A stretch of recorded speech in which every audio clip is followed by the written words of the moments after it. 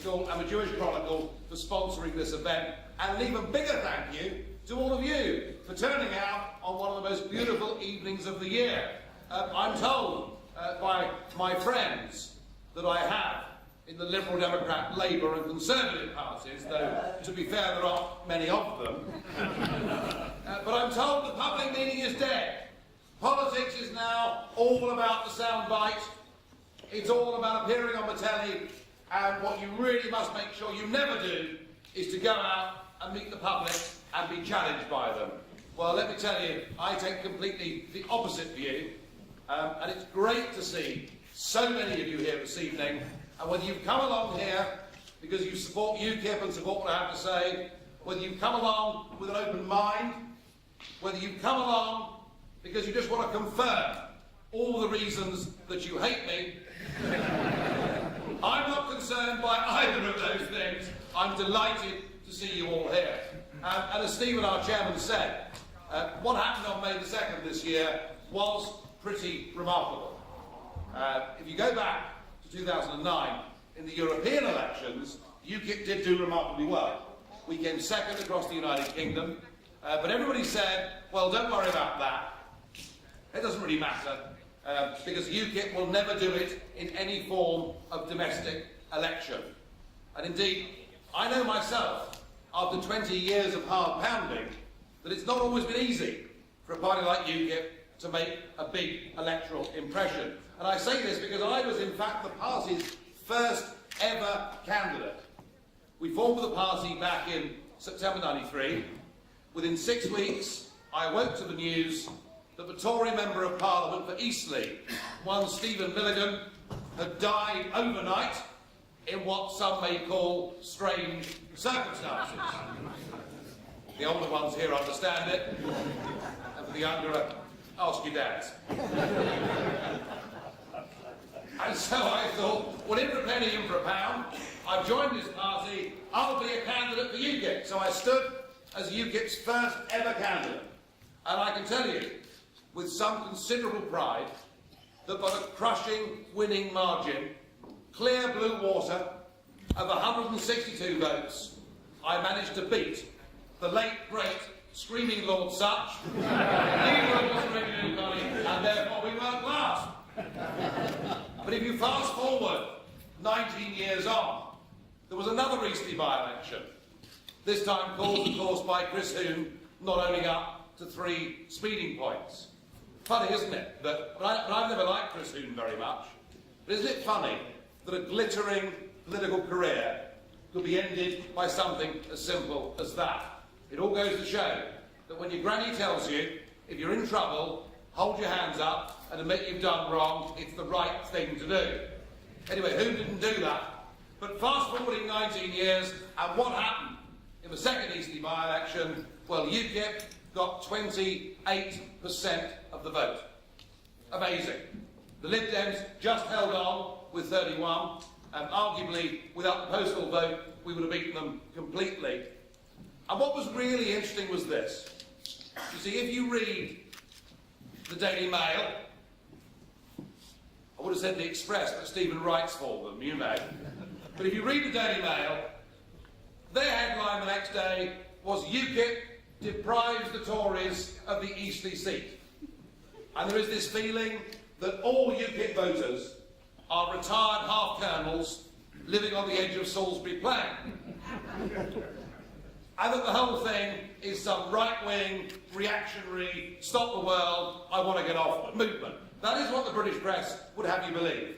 And yet, if you do the analysis on Eastleigh, you find, and Lord Ashcroft did it for us, Lord Ashcroft spent a fortune finding out who had voted UKIP, why they voted UKIP, and you know, where had they come from previously. And I'm very grateful to Lord Ashcroft for spending all that money, because it saved us as a party from having to do it. And what it showed was a third of our vote came from the Tories. A third of our vote came from the Lib Dems. 20% of our vote in that constituency came from old Labour. And 10% of our vote came from people who had not voted for any party for 20 years or more, so disengaged did they feel by the whole electoral process. So the reason, folks, that David Cameron was incapable of retaking the Eastern constituency was not because of UKIP's candidate Diane James and this ghastly Farage figure.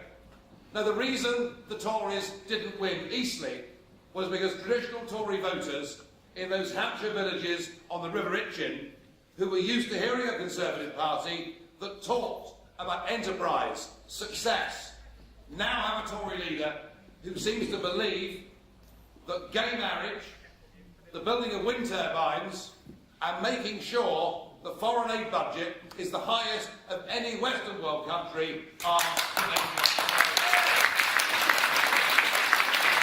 and UKIP draws its support from across the board, and we do so because we stand up against a political class who are now completely and utterly disconnected with the thoughts, hopes and aspirations of ordinary, decent people in this country. We are being run by a bunch of college kids. Yes. A bunch of college kids. Nearly all of them. Nearly all of them went to the same school. They certainly all went to Oxford. They certainly all did PPE. Every one of them became researchers in a back office and members of Parliament aged 27 or 28 years old. We are being run, ladies and gentlemen, by a group of people from the so-called three main parties who have never done a day's work in their lives.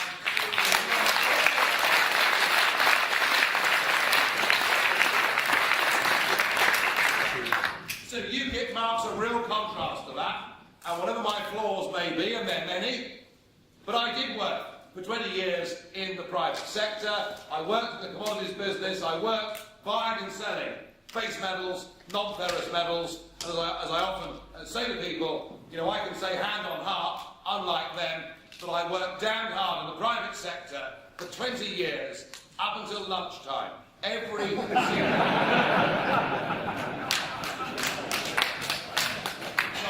You know what went wrong after that? That was my choice. And what you've got with UKIP is a party that is daring to touch on and talk about issues that everybody else has chosen to brush under the carpet. Now let me be clear. When some people say that UKIP is a single issue party because all they talk about is Europe, what they are forgetting, what they are ignoring, that what we're talking about here is the biggest single constitutional question this country has faced since the 17th century. It is a question that is so absolutely fundamental that it goes to the roots of what being a nation is. It goes absolutely to the core of what democracy is. Listen, old son, you'll have your chance later, don't you worry. It goes to the core of what democracy actually is. And I believe that this country, whatever its faults may be, we are the people that developed since Magna Carta the best system of common law that actually exists in the world.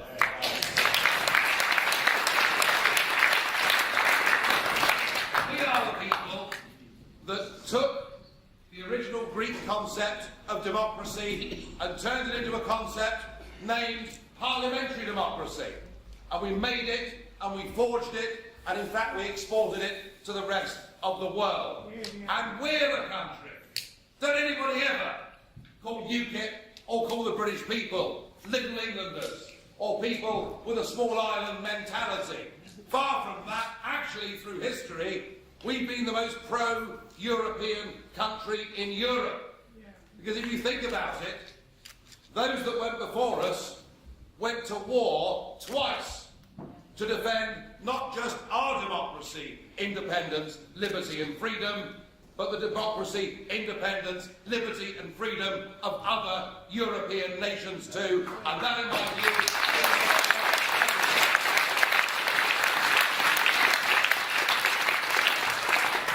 and what happened in the 70s? A whole group of politicians decided that the answer was the common market. And those in this room over the age of 55 voted in that referendum. And I can see one or two of you that qualify and did vote in that referendum. Equally, actually half the audience probably didn't vote in that referendum. But those of you over 55 who believe what you were told by that nice Mr. Heath and Mr. Wilson and Mr. Thorpe before the Old Bailey trial. But you were told, remember, it was a common market. It was about free trade.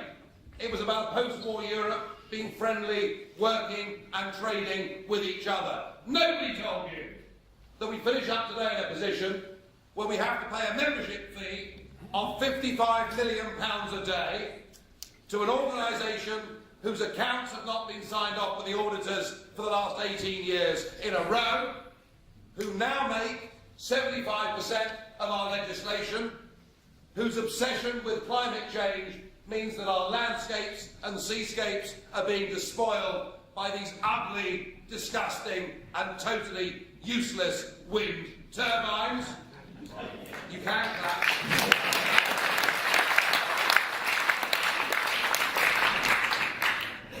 And no one told us this. And still, the three so-called main parties hang on to this crazy idea that we must be part of a European Union because it's good for business. Well, in some ways, it is good for business. It's very good for Mercedes. And it's very good for Audi. And it's very good for BMW and Volkswagen. And it's really rather good for my particular favourite exporters of Rioja. And all of that works. But we are now part of a trading market with whom we trade at a deficit of £45 billion a year. They sell us more than we sell them. Why can't we do what the Swiss do, what the Norwegians do? Why can't we have a simple free trade agreement for our international industries without the rest of us, those of us trying to run small businesses, those of us trying to climb up the rungs of the ladder to do better for ourselves and our family? Why do we need Herman Van Rompuy?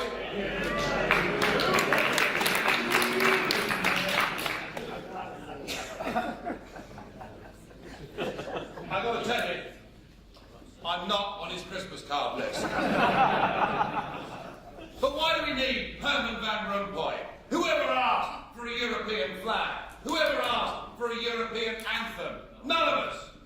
And that applies not just in this country, but it applies in the rest of Europe too. And I will not have anybody ever telling me that UKIP is an anti-European party. I want a Europe of sovereign, democratic nation-states trading together, cooperating together, being good next-door neighbours with each other. But this idea that we will stop the Germans from being beastly by all becoming part of one big state is in fact disproven totally by what's happened in Yugoslavia. Because the same idea applied there.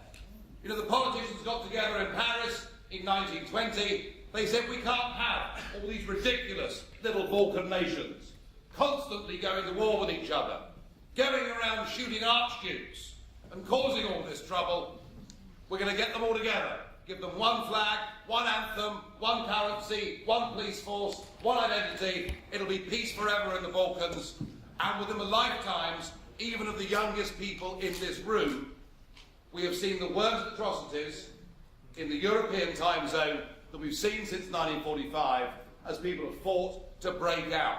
Abolishing nation state isn't going to work. Imposing a single economic and monetary union across Europe isn't going to work. But what will work, and what will guarantee we'll never see war in Europe again, is if each of the European nations are democratic, free nations that are friends with each other. And that's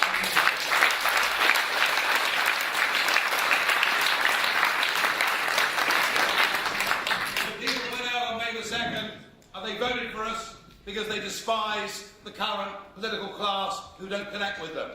They went out on May the 2nd and they voted for us because, like us, they want us to trade with Europe but to govern our own country and respect and bring back our own democracy. But they also voted for us because we dared to touch on an issue that really had been brushed under the carpet for decades. And that issue is immigration. Now, let's just think back about British history on immigration and what is these days called asylum. But I want to abolish the word asylum. I want to go back to the original meaning of the word, which was refugee status. You know, we all understood what that meant. And this country has been the most open and the most welcoming country in the whole of Europe to genuine refugees fleeing in fear of their lives. We did it to the Huguenots back in the 18th century, and Jeremy Paxman seems to think it's terribly funny that my family were prosecuted French Protestants, that somehow I'm not fit to lead UKIP because my family originally came from another European country, all of which goes to show how the BBC completely and utterly missed the point about what is great about this country, that we are tolerant and we are open and that it matters to us and that we have values. And we did the same thing for Jews being persecuted in Russia just over 100 years ago. And we did the same thing again for Jews being oppressed in Germany and perhaps Austria too. And we did the same thing again in 1972 when that madman Armin said that he would massacre all of the Asians who were living in Uganda. We had a very big debate in 1972 about could we cope with the sheer numbers of people, the sheer number of Asian people living in Uganda that would come to Britain. And there were many that said that an influx of this size would be difficult to assimilate into Britain.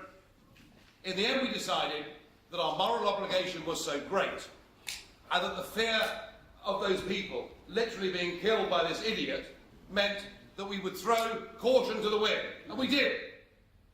And 27,000 people, 27,000 men, women and children from Uganda came to Britain in 1972. I'm pleased to say that they have been one of the most successful immigrant groups that have ever come to Britain. They produced more millionaires and their children have integrated better, and it's been a huge success. But ladies and gentlemen, it is about numbers. Because what Blair did was to literally open the doors to the whole of the world. And in particular, to open the doors to the whole of the former communist states in Eastern Europe. And when I talk about the former refugee migrations to Britain, when I talk about the managed migration policy that we had from Windrush up until nearly the year 2000, at the very most, we were talking about 30 to 50,000 people a year coming into Britain. For the last 10 years, ladies and gentlemen, the average number of new entrants into Britain has been slightly over 500,000 people a year. It is impossible. It is unsustainable. We do not have the infrastructure. We do not have the hospital places. We do not have the social service welfare provision for this country to head towards a population of 70 million by 2025. And that's where we're going.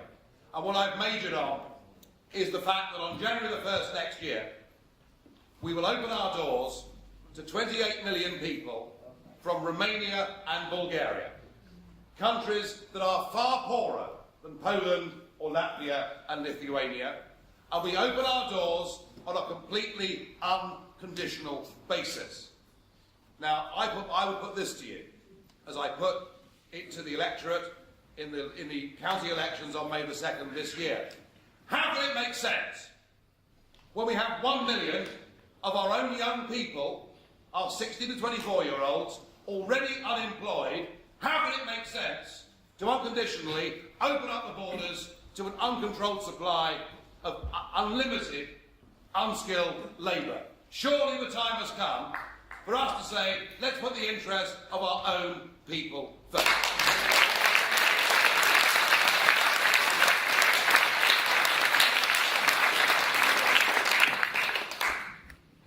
And how can it be right? How can it be right that if you come here on January the 1st next year from Romania or Bulgaria, you can claim unemployment benefit and housing benefit within a fortnight of being here? Surely the basic principle should be that the only people that should claim social security in Britain should be people who have been here for 5 years, obeyed the law and paid into the tax system.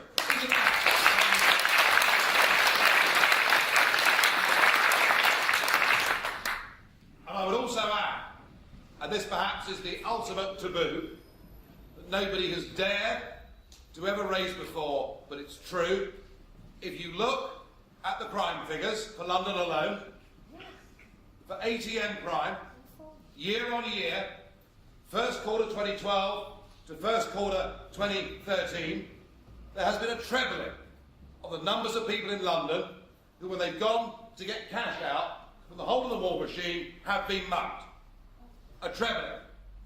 And 92% of those people, 92% have been Romanian. Right. Now, I would argue this, that with the exception of refugees fleeing in fear of their lives, which actually makes up a tiddly percentage of the immigration figures, with that exception, that what we ought to do in terms of Britain's immigration policy going forward is not to be members of the European Union, not to have open, unconditional borders, but to follow the model that one Commonwealth country has done in the last 10 years. And this country has, I think, the best immigration policy in the world. What this country says is if you've got a skill to bring and you will add to the economic and social life of our country, you are welcome. By the way, they say, if you have a criminal record, if you have a life-threatening disease, you're not welcome. And we don't care what colour you are, we don't care what religion you are, we don't care what your origination is, but if you come here, remember this: whilst we respect your rights of private observance, if you come to live with us, you become part of our Australian dream. Right.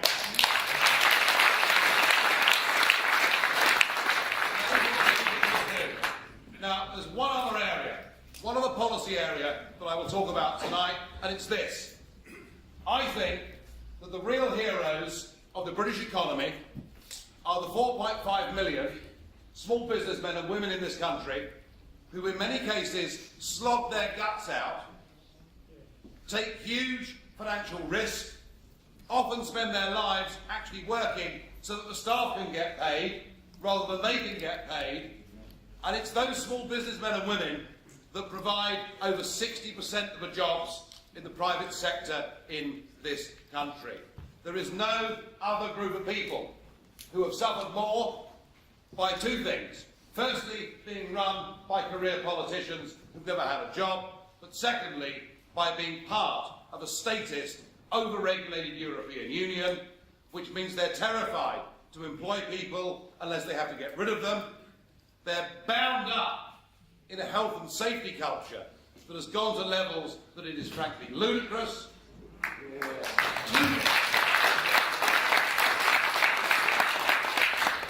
they are stuck. They are stuck with environmental rules as a result of Europe's total obsession with global warming, which may or may not be happening, but even if it is, what is the point in beggaring British industry with expensive electricity when the Chinese and the Indians have already said they're going to build 900 new coal-fired power stations over the course of the next decade? We've got to free up enterprise in this country. We've got to give our small businessmen and women an opportunity to go out and create wealth for themselves. Because if they create wealth for themselves, they'll pay taxes. And without people paying taxes, we can't fund schools and hospitals. And that's another major strand of what UKIP stands for, and why people went out on May the 2nd and voted for us in such considerable numbers. So we've changed, I think, we've changed the whole nature of the national debate of politics in this country. Mr Cameron,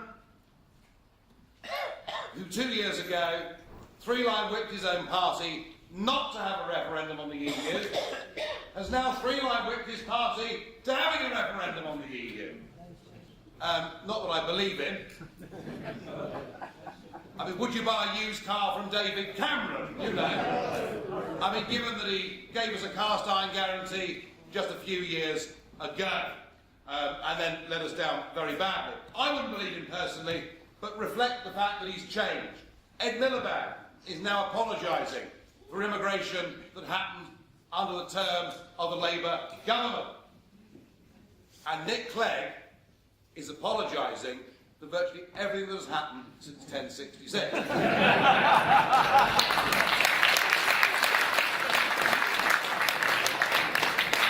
we put the brightness on them, we've got things moving, we've got a proper debate going, and the next set of elections that we have in this country take place on May the 22nd next year.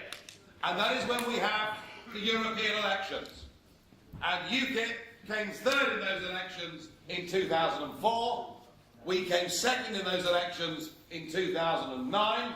And my aim, as the only party that clearly, openly and unequivocally stands up for this country being a self-governing, independent, proud, global trading, free, independent nation, is we want to win those elections next year on May the 22nd.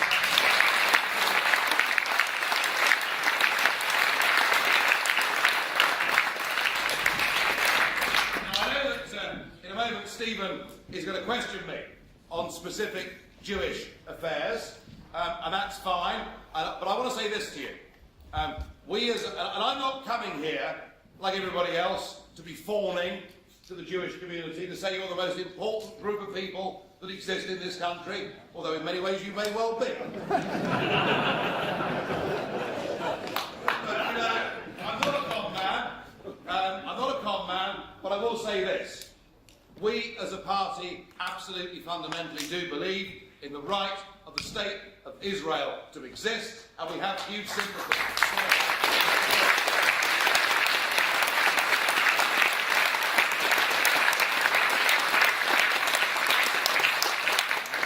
We have, in the European Parliament, absolutely done our bit. Shimon Cohen, who's here somewhere, has been lobbying very, very hard on Chiquita, where there is some very serious difficulty at European level to stop these practices from happening. Stuart Agnew, who is a UKIP MEP and a farmer from East Anglia, in fact went and visited in the East End of London a kosher slaughterhouse and wrote a report saying that on balance he thought the methods being employed were far better than those being used in the standard abattoirs across the rest of this country. So we have stood up and we have fought for these issues. Indeed, I was reminded today that the new UKIP head office has moved into a building called Moss House, named after Stephen Moss, whose father was chief executive of the Jewish Chronicle for many years. And we have many Jewish people who stand for UKIP and are members of UKIP. Indeed, our last party secretary was a man named Michael Zuckerman. So there we are. I've done my bit for you. And I've done what politicians do. But I want to say this, and this needs deeper thought and perhaps more questioning. There is no question that we now have a very, very diverse society in this country, and especially in London. But I think what we need to do, and I hope what you think we need to do, is we need to actually embrace something of what John Howard, that Aussie Prime Minister, said to the Australian nation.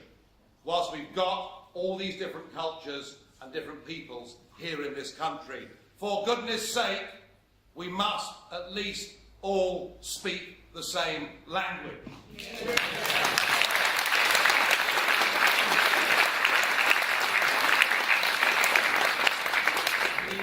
genuinely shocking to travel now on public transport in many parts of London and literally to feel, am I the only person here that is speaking English? We have gone through 40 years of state-sponsored, taxpayer-funded multiculturalism.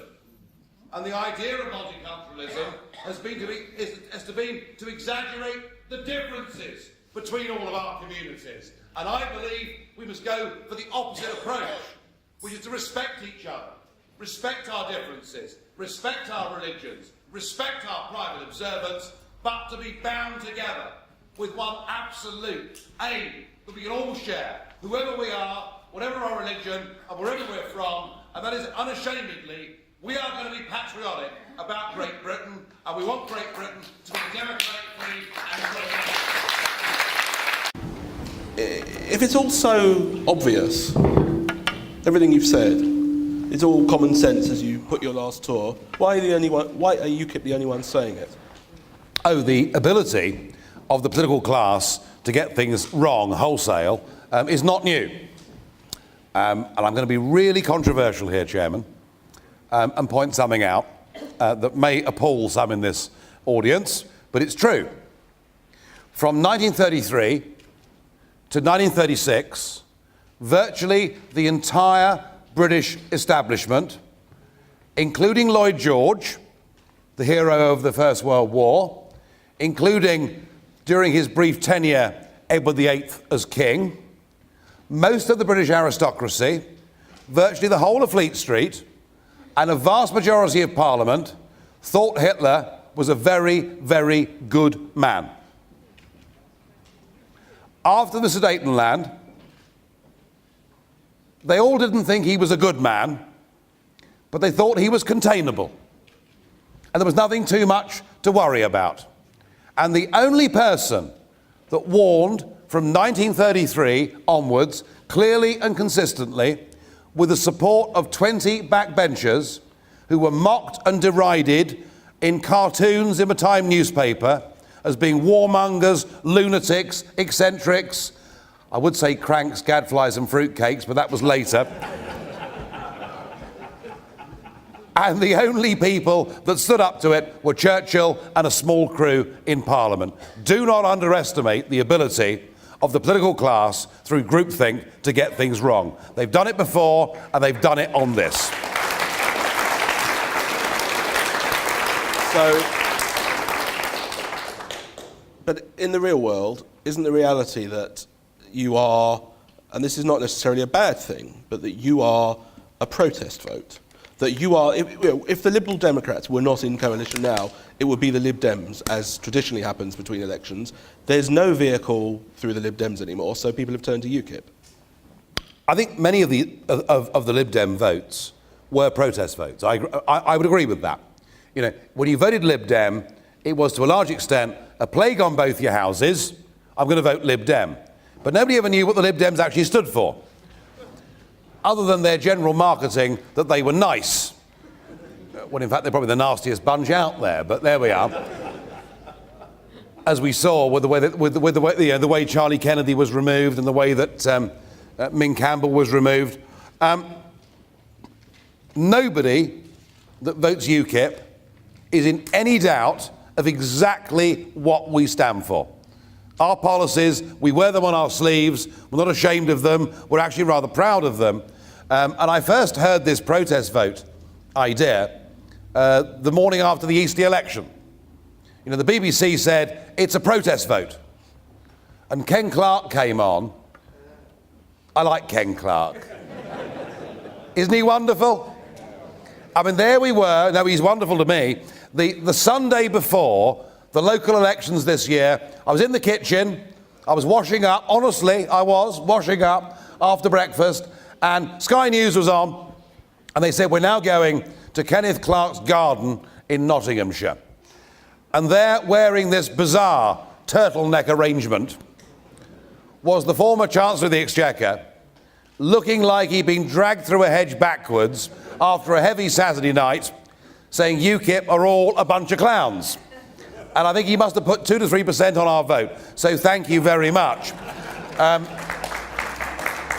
actually thinking at the UKIP conference this year of perhaps inaugurating the annual Ken Clarke Cup for services to Euroscepticism and British independence. So I'm used to all this rubbish. I'm used to all this abuse. Do you know what? None of it means a damn thing.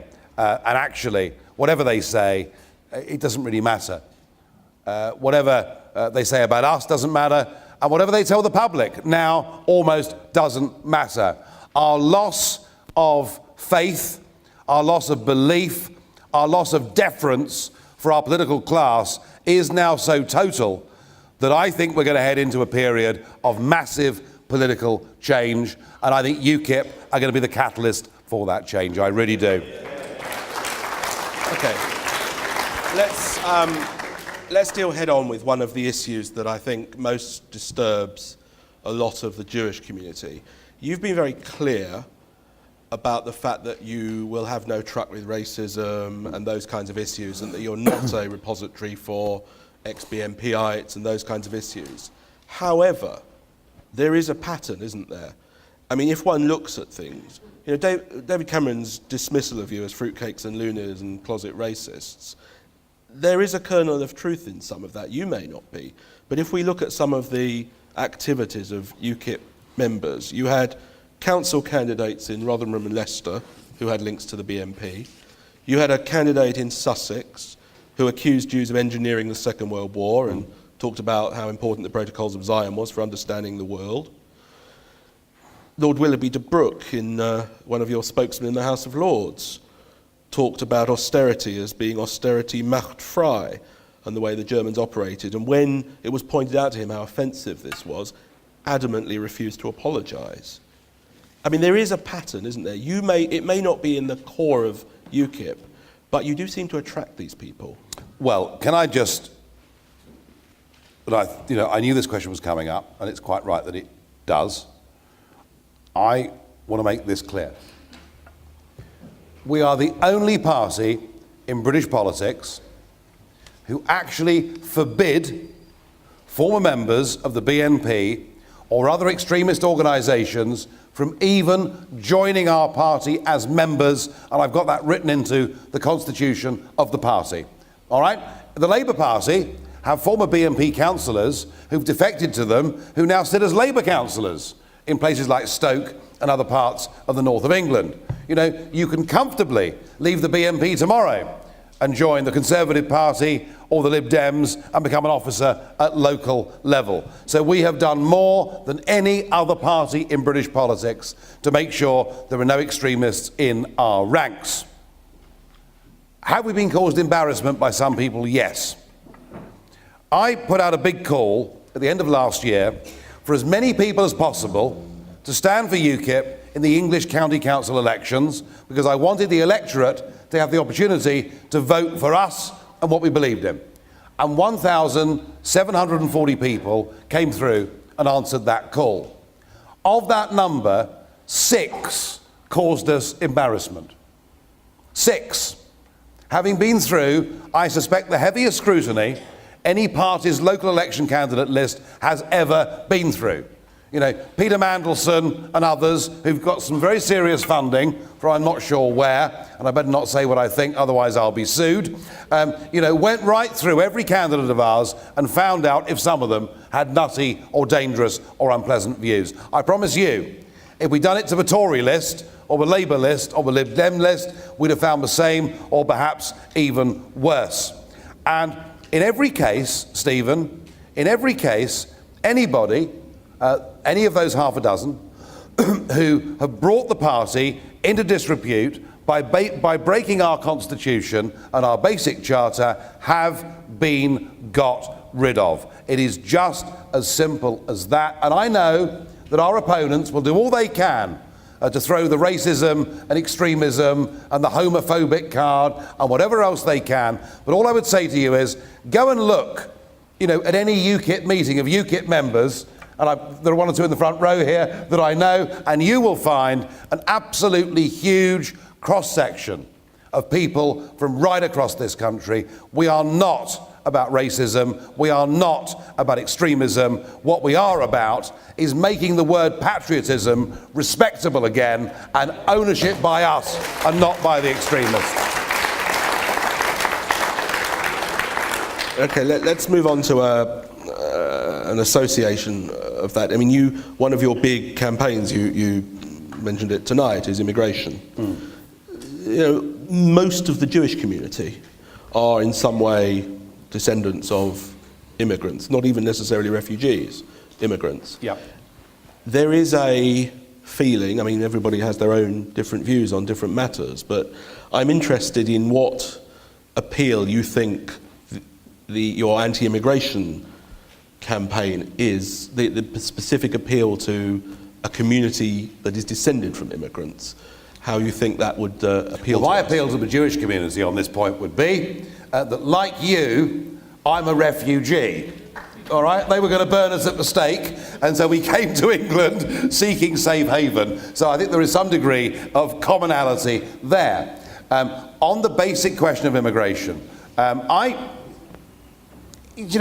think in some ways the UKIP values will chime with large parts of the Jewish community who believe in self-reliance, who want their kids to be educated well and have good schools to go to. And if the UKIP policy of bringing back the grammar schools in our cities succeeds, there'll be far better opportunities for Jewish children and children of all backgrounds. I think the fact we're pro-free market, we believe in business, and I've worked in business myself for 20 years, again would chime with many parts of the Jewish community. But I want to repeat this simple point, that immigration, including refugee status, from 1950 until Tony Blair got in, ran at 30 to 50,000 people a year, and that it's now been running for the last 10 years at 500,000 people a year. I think, as a French Huguenot descendant, that that's too much, and I would wager that many in the Jewish community would think that is too much. I mean, let me ask you, how many people here think that immigration into Britain, running at 500,000 a year, is sustainable and a good thing for this country? Hands up. And how many think it's not sustainable and we must cut the numbers down?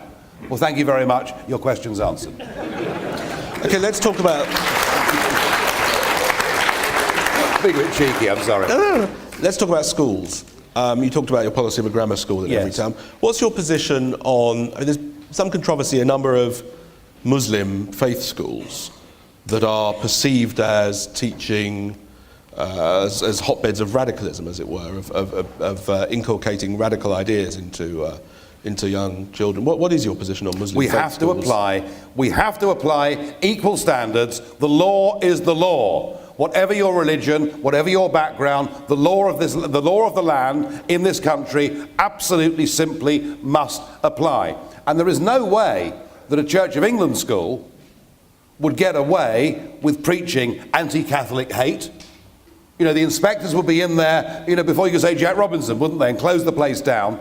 And by the same token, if through parental choice we're going to have some Muslim schools in this country, albeit with the 15% from other religions that the legislation would demand, if we're going to have Muslim schools in this country, the same laws must apply, and they must not be able to spout anti-Jewish hate without the same fear of being closed down. We must apply the law of the land equally. I'm a Christian, I'm a somewhat lapsed, but I'm still a member of the Church of England, and I can't tell you how absolutely shameful I thought it was that the Archbishop of Canterbury, Rowan Williams, actually said that we should tolerate and allow Sharia law in British cities. How dreadful.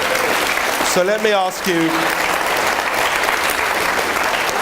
I wanted to get you onto the question of faith schools and where you draw the line, because I want to ask you about some Jewish faith schools. An issue that's provoked some controversy in the last month or so has been the demand that evolution is taught as part of the national curriculum. And in some Jewish faith schools, there is some opposition from some of the more religious side of things. I just wondered what your position is on that. I have to say, I mean, I strongly believe in free choice. I strongly believe in... You got bored? I strongly believe in parental choice, although, I spent the earlier part of this week in Belfast, where I saw very divided communities, and it sometimes, when I see someone like Belfast, it does make me think twice about these things. I think, to be honest with you, in terms of the Jewish schools, of a national curriculum, and the teaching of evolution, I think it is actually important that all the kids in this country, regardless whether they're Christian or Muslim or Jewish or Hindu or whatever they are, I think it's actually rather important that all of the kids are given the same basic exposure to ideas. Whether they agree with those ideas or not, they must be exposed to those ideas. Right, now, you actually mentioned in your remarks Shakita and circumcision and the pressures at the European level on those issues. One of the things that you may not be aware of, the JC conducted a poll in March of this year about attitudes just generally across the country to those two issues, and one of the statistics leapt out at us, which is that 71% of UKIP supporters are opposed to religious slaughter and to circumcision. And it's quite it was by far the strongest correlation of any political party to being either pro or anti. And it's quite a striking disconnect between Depends a bit how you ask the question, doesn't it? It really depends, do you think this is a good thing? Do you approve of this? Do you wish to do this yourself?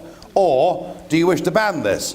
And they're very, very different things, aren't they? Mm-hmm. So, even if that poll is correct, and even if 71% of UKIP supporters are not comfortable with religious slaughter because they come from a different culture and a different background, and it's not their way, that is not the same thing as saying to your community, you should not be allowed to do it. And I think one of the things that is clear and consistent in UKIP is whatever our views, whatever our disputes, whatever our dislikes, we are fundamentally a strong libertarian party that says you may pursue what you wish to pursue, providing it doesn't hurt or affect me.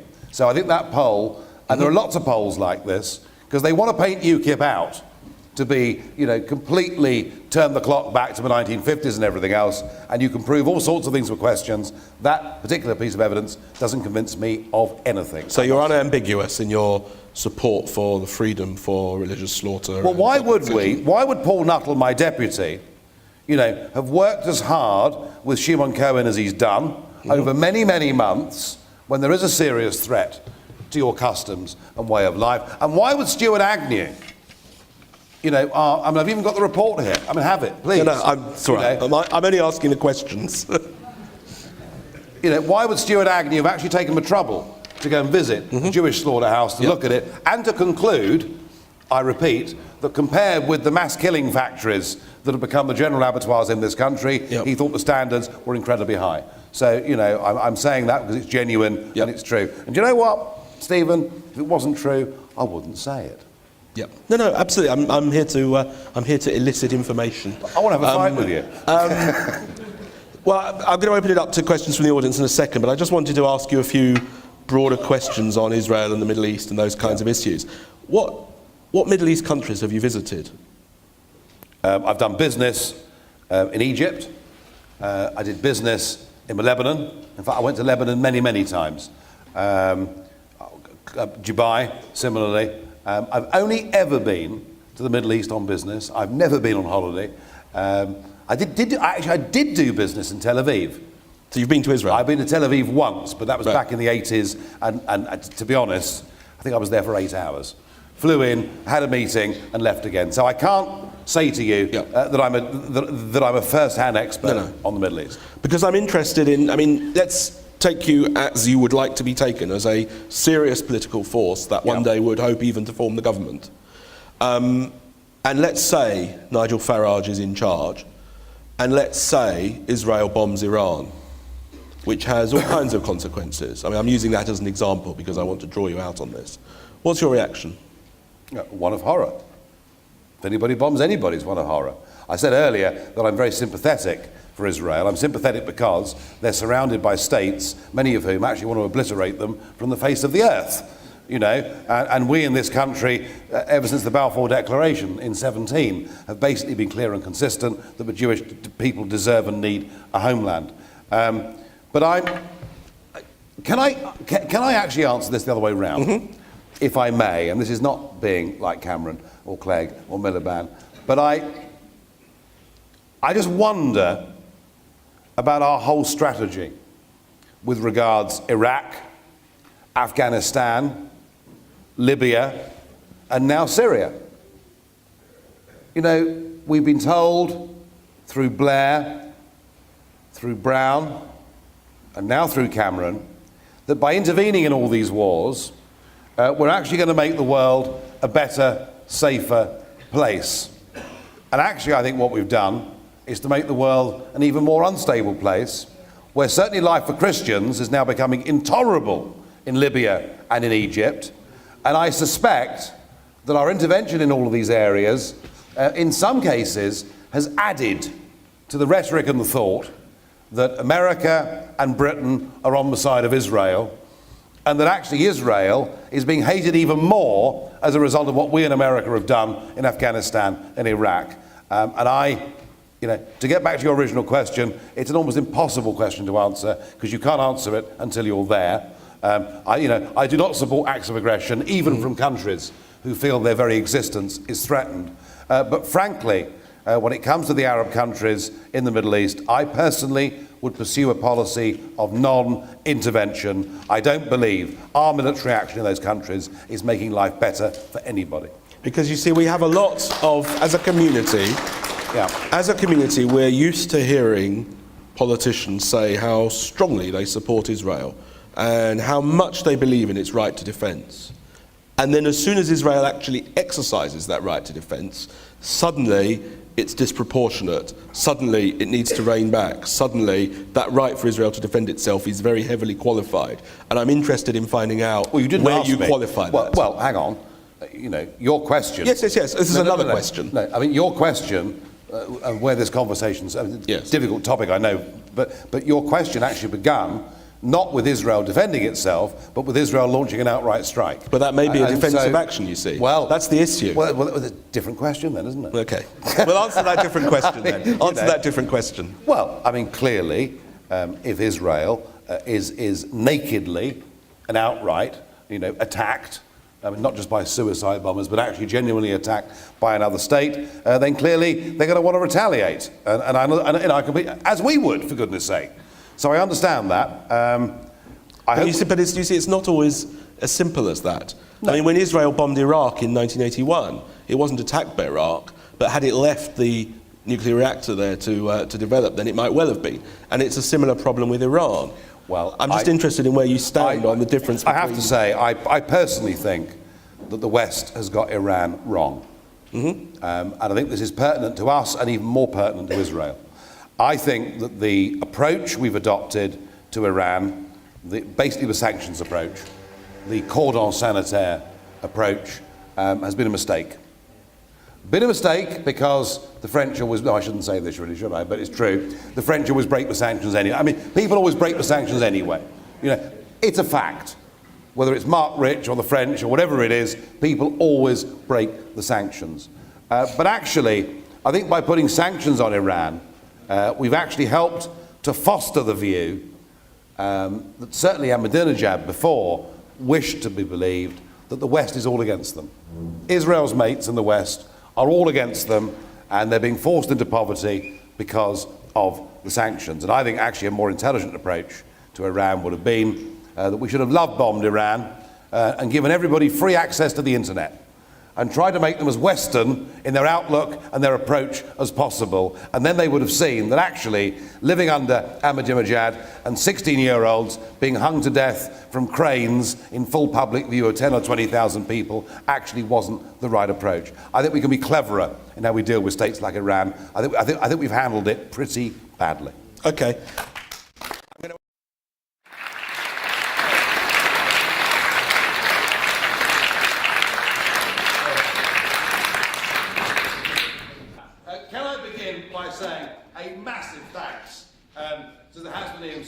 the Jewish Chronicle for sponsoring this event, and an even bigger thank you to all of you for turning out on one of the most beautiful evenings of the year.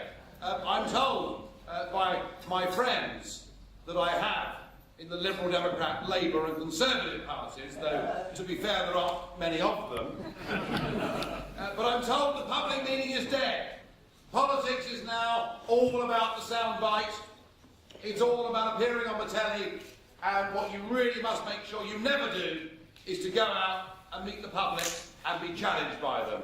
Well, let me tell you, I take completely the opposite view, and it's great to see so many of you here this evening, and whether you've come along here because you support UKIP and support what I have to say, whether you've come along with an open mind, whether you've come along because you just want to confirm all the reasons that you hate me, I'm not concerned by either of those things. I'm delighted to see you all here.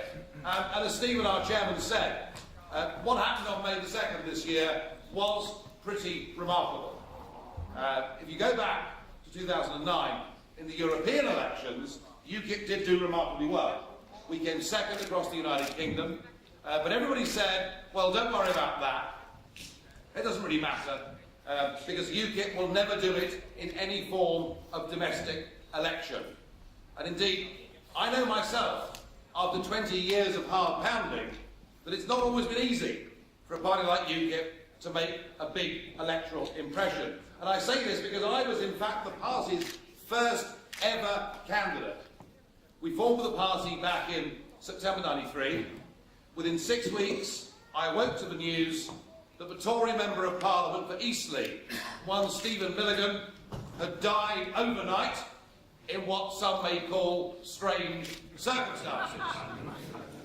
The older ones here understand it, and for the younger, ask your dads.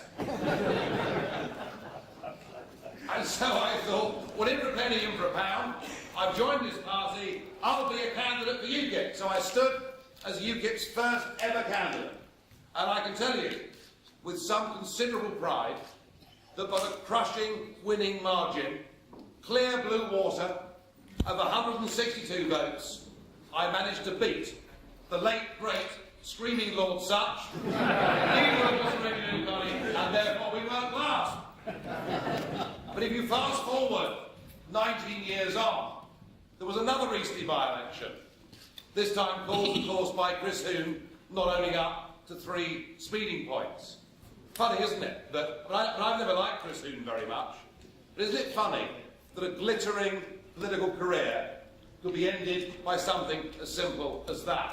It all goes to show that when your granny tells you, if you're in trouble, hold your hands up and admit you've done wrong, it's the right thing to do. Anyway, who didn't do that?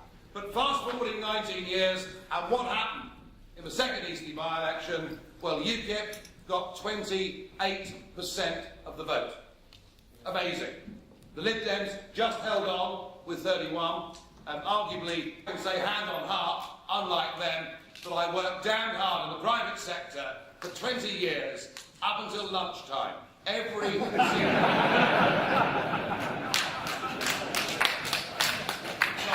What went wrong after that, that was my choice. And what you've got with UKIP is a party that is daring to touch on and talk about issues that everybody else has chosen to brush under the carpet. Now let me be clear. When some people say that UKIP is a single issue party because all they talk about is Europe, what they are forgetting, what they are ignoring, that what we're talking about here is the biggest single constitutional question this country has faced since the 17th century. It is a question that is so absolutely fundamental that it goes to the roots of what being a nation is. It goes absolutely to the core of what democracy is. Listen, old son, you'll have your chance later, don't you worry. It goes to the core of what democracy actually is. And I believe that this country, whatever its faults may be, we're the people that developed, since Magna Carta, the best system of common law that actually exists in the world.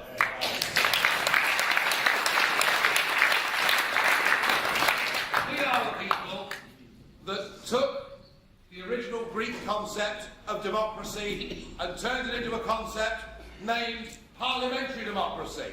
And we made it, and we forged it, and in fact we exported it to the rest of the world. And we're the country. Without the postal vote, we would have beaten them completely. And what was really interesting was this. You see, if you read the Daily Mail, I would have said the Express, but Stephen writes for them, you know. But if you read the Daily Mail, their headline the next day was UKIP deprives the Tories of the Eastleigh seat. And there is this feeling that all UKIP voters are retired half-colonels living on the edge of Salisbury Plain. And that the whole thing is some right-wing, reactionary, stop the world, I want to get off movement. That is what the British press would have you believe. And yet, if you do the analysis on Eastleigh, you find, and Lord Ashcroft did it for us, Lord Ashcroft spent a fortune finding out who had voted UKIP, why they voted UKIP, and you know, where had they come from previously. And I'm very grateful to Lord Ashcroft for spending all that money, because it saved us as a party from having to do it. And what it showed was a third of our vote came from the Tories. A third of our vote came from the Lib Dems. 20% of our vote in that constituency came from Old Labour. And 10% of our vote came from people who had not voted for any party for 20 years or more, so disengaged did they feel by the whole electoral process. So the reason, folks, that David Cameron was incapable of retaking the Eastleigh constituency was not because of UKIP's candidate Diane James and this ghastly Farage figure. No, the reason the Tories didn't win Eastleigh was because traditional Tory voters in those Hampshire villages on the River Itchen, who were used to hearing a Conservative Party that talked about enterprise, success, now have a Tory leader who seems to believe that gay marriage, the building of wind turbines, and making sure the foreign aid budget is the highest of any Western world country are and UKIP draws its support from across the board.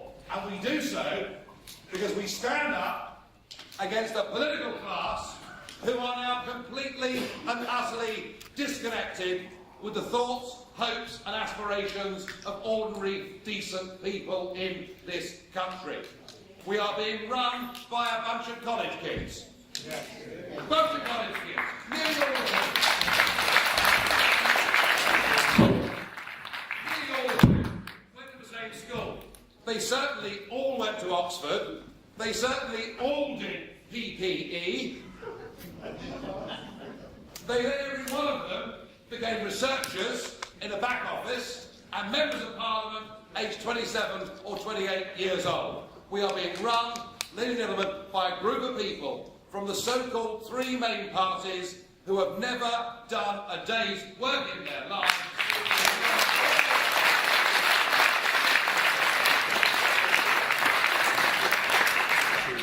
So UKIP marks a real contrast to that, and whatever my flaws may be, and they're many, but I did work for 20 years in the private sector.